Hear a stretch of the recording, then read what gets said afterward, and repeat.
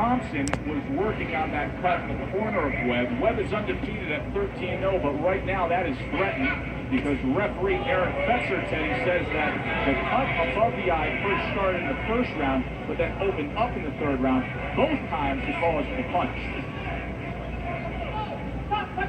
Might have stopped. Because that cut,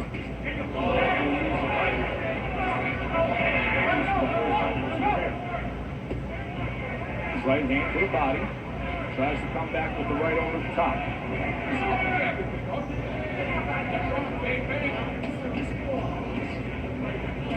so far, Webb has been able to get away with a one-dimensional, one-way attack. Out forward, throw punches, set up shop inside,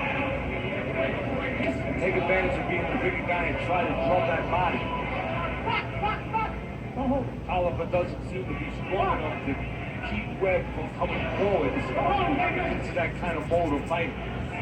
Steady scorecard, 2 rounds to 1 early on for the unbeaten James Webb. Webb once again wearing the all black trunks. Xavier Tolliver in the black and white trim. Left hand comes in.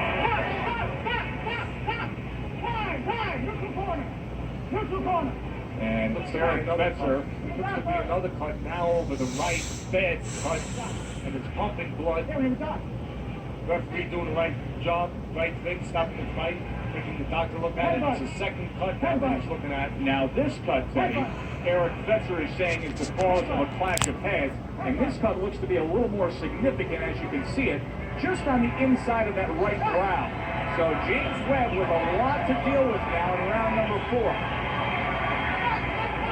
Of course, if it was stopped on that cut, then it's a technical decision. Exactly. So you have to keep track of which cut it is. If this fight is indeed stopped, which cut it is that causes the stop. If it's a cut on the right side, technical decisions. Cut on the left side, a loss for Webb.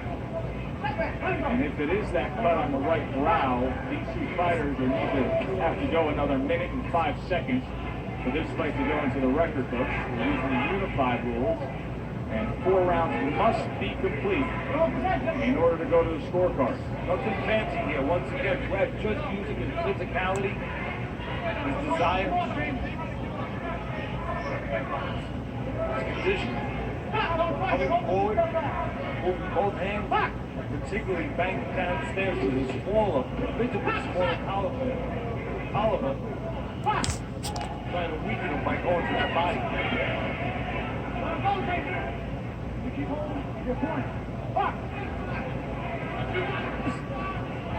The way Oliver's body language is, it looks like Webb has physically imposed himself on him in this fight, taking a shot physically, just by being aggressive, making sure a lot of them comes downstairs. Good body shot, placed a couple of strong right hands to the left side of Xavier Tolliver.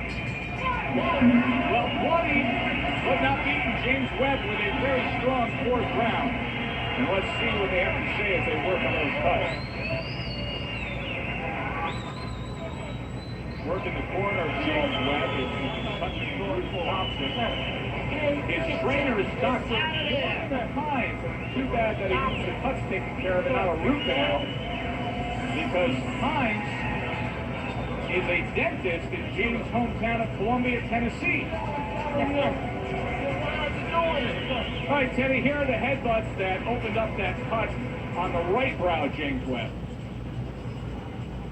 Right there, you can see it. Oliver, the shorter man, coming forward with his head. And here's the second one. Both men coming forward. The taller man, Webb, bending down a little bit. The shorter man, Oliver, coming up.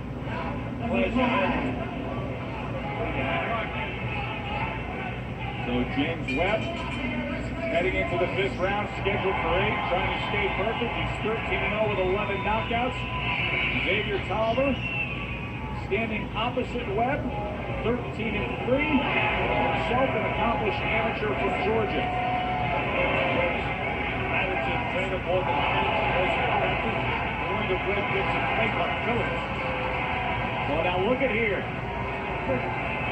Throwing in the towel is the corner of Xavier Tolliver.